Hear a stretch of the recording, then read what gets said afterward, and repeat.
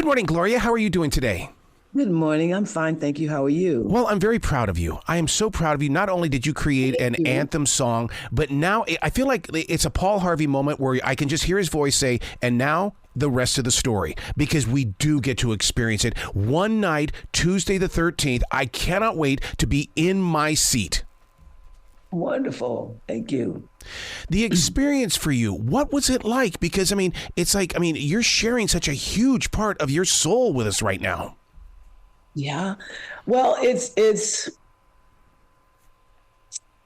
encouraging for me that I'm able to encourage and uplift and empower people to become the best version of themselves, to overcome the difficult times in their lives and not let them define them. You know, faith is a big word that's been attached to you for so many years. I mean, the one thing that I love watching with you is that you have learned to live with faith and keep faith activated. That's a heart that is blessed. Oh, yes. Yes. I mean, without my faith, God only knows where I'd be. Yeah. He has been there for me 1,000% every step of the way. When did you realize that the love that you felt like that you didn't have as a child was always going to be there from a loving God, a giving God?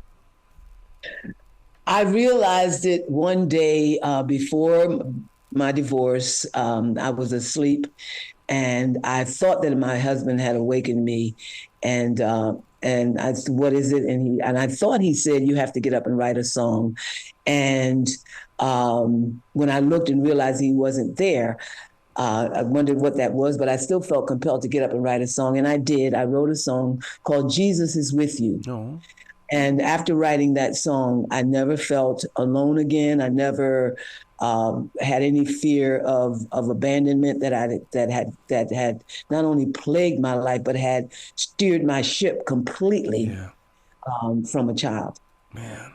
Your gospel music, and then you're working on a brand new gospel album. Oh, my God. I mean, I love the way that you look at the world and you say, we can find our stabled rocks and blocks, but we can move through it as well. Yeah, absolutely. Absolutely. To be in that studio putting it together. Oh, my God. You worked one-on-one with some very creative talent.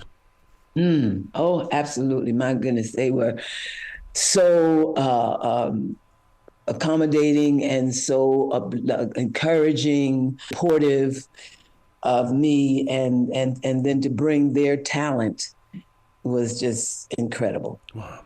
Stephen Furtick of Elevation Church made a quote last week. He said, "I live life so that God will move into you." Do you not feel the same way, that you have gone through so much? Oh my God. Absolutely. What a way to say that, but that's wonderful. That is awesome. Yeah, that is my purpose. And people need people like you. I mean, we need to unite is what we need to do. And we need to, and bring the gospel music. Oh my God, I love me some gospel. Wonderful. Well, it is the one music that will not only inspire you, but show you how and what to do with that inspiration. That right there, that's where a lot of people don't know what to do, because it's that one thing where they may show up at church, but once church is out, they hit the Red Robin or they hit the next restaurant and totally forget what they just learned. Yeah. Unfortunately, that happens a lot. You've also been known for going on those big cruises, those music cruises. Are we going to see you on one of those very soon? I don't know if they make it interesting enough for me. Yeah. I would definitely do it. I do love cruises. Yeah. The once again, listeners need to understand, February 13th, it's a Tuesday night. And with today's technology, you can get those tickets right now. Gloria Gaynor, I Will Survive.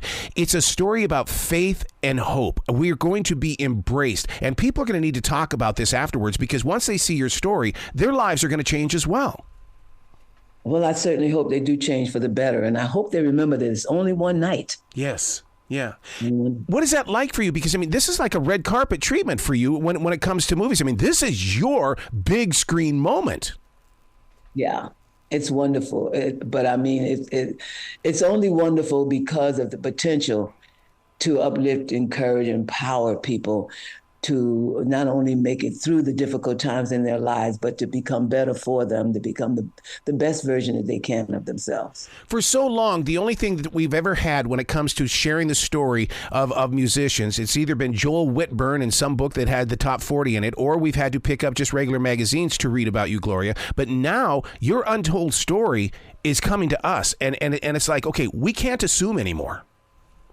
Yeah, well, you won't need to. Yeah, yeah, but to bear yourself, though, I mean, is it? Okay, let me ask you this question: are we witnessing? We know what that word means in the world of God. Mm-hmm. Absolutely, absolutely. That's why the album is called Testimony, and is the kind of core of this video, this movie. It is the core of this movie, my testimony. What have you learned along the way? Because, I mean, we're all students in life. You got a few years.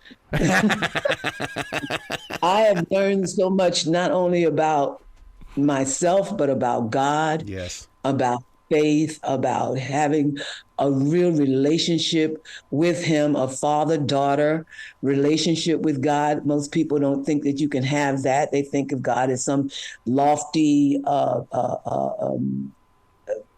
entity outside of their lives, outside of this world that is untouchable, unreachable. And he is absolutely not. He is in your life every single day. He is with you. He is close as the Bible says, close as your nearest breath, your next breath.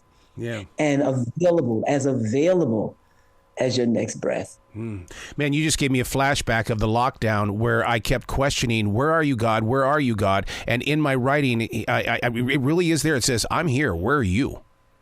And it's like, I got so much closer because of that. Yeah. Yeah. Well, he definitely showed me several times in my life that I never left you. You left me. Yeah, right. Do you feel that this is a moment where God tapped on your shoulder and said, Gloria, we need to make a movie. We need to step free of the four walls of the church, and we need to go to a different kind of set walls, and this is going to be in a movie theater. Yes, and he brought it to me with this scripture. The gates of hell will not prevail against us. He showed me gates don't move. If we're fighting against the gates, then we have to go to the gates and bring them. Do you ever find yourself in a church up there in that pulpit? Because I would love to hear your message. A couple of times, not often, but a couple of times, yeah. Yeah. As a matter of fact, I did a concert at my church, and during which I was, testifying about my relationship with the Lord and what he's done for me and what he's brought me through and all that, yeah. So many people are afraid to do that, to testify how God has worked through them. I mean, it's a fear that they go through, and it's like, nobody's judging you. No, nobody. We want to hear your testimony. And the other thing that people don't recognize is that your testimony doesn't have to be, oh, I was a drug addict sleeping in the streets and the Lord brought. No, your testimony can be, God never allowed me to do those things. Those things came to me and God never allowed me. He showed me, I opened my eyes so that I could see what I was walking towards and changed my path. That can be your testimony. Your testimony that I suffered like a dog, Yeah. And so many times the reason why we don't recognize the gifts that we've been given is because we have our own visions of who we think we are, and we need to drop that. Mm-hmm. Yeah. That's a big challenge for a lot of people. Oh, absolutely. So I'm here in the South, and you know how we are here in the South when it comes to gospel music. We like to wave our arms in high in the sky. Are we going to be able to do that with your gospel album? Absolutely. Absolutely. You jump up and down. That's part of the movement of music, when you can see it moving through other people and how they embrace the lyrics as well as the orchestration in the background. Absolutely. Yeah. Did you feel it while you were doing it, or how did you lay down the tracks for it? Well, we were blessed I was blessed to have a producer who wanted to do it acoustically and with everybody in the room at once. You see that in movies, but that doesn't really happen. Usually you record one section at a time, and then the vocals and then the backgrounds, they're all in the studio at different times. But we were all in the studio together which I know is the reason why people go to concerts, because it's only at a concert where you can get the benefit of all of these musicians working together, inspiring one another. And I was able to have that on this recording, and it shows when you listen to it, I've been told. Oh my God, that's such a blessing, because in this age, you're right, so many of these musicians go in the studio as solo performers. I want to be able to look into the eyes of those that are creating music with me.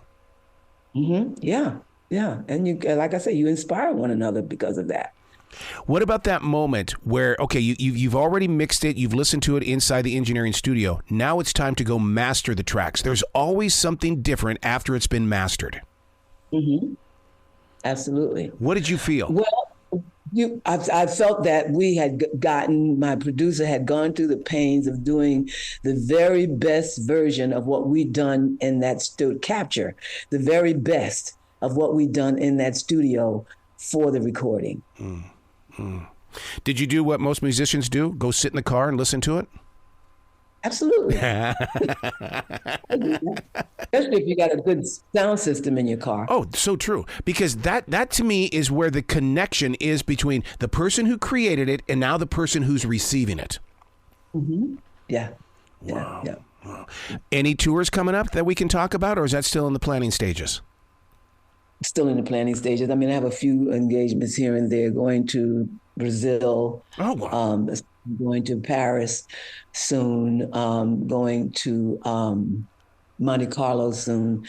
But that's not really a tour. Those are like one-off engagements. Wow. Well, you've got to come back to this show anytime in the future. Congratulations once again on Gloria Gaynor, I Will Survive. February 13th, you can get those tickets. Now, don't go to the door the night of, because it's probably going to be sold out. Yes, and it's only that night. Yep. Well, you be brilliant today, okay? Thank you so much. You as well.